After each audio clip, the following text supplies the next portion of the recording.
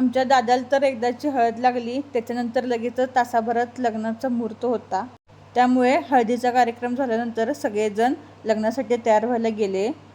आमच्या दादाच्या लग्नाचा माझा हा लूक मी कशी दिसते कमेंटमध्ये नक्की सांगा. त्याच्यानंतर मी आणि शिवांश तयार होऊन लग्न मंडपात गेलो.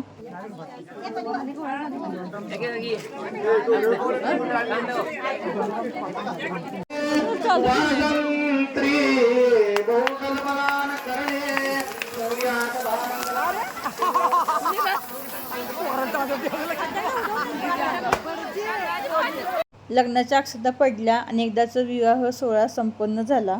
एकतर ऐन पावसाळा आणि त्यात आमच्या दादाचं लग्न. अक्षताच्या वेळी नाही पण जेवणाच्या वेळी मात्र मोठा पाऊस आला. तसंच सगळ्यांनी जेवण केलं. लग्नाचे सगळे विधी झाले. नवीन नवरा नवरीचं जेवण झालं. त्याच्यानंतर नवीन कपलचं फोटोग्राफरने मस्तपैकी असं फोटोशूट केलं.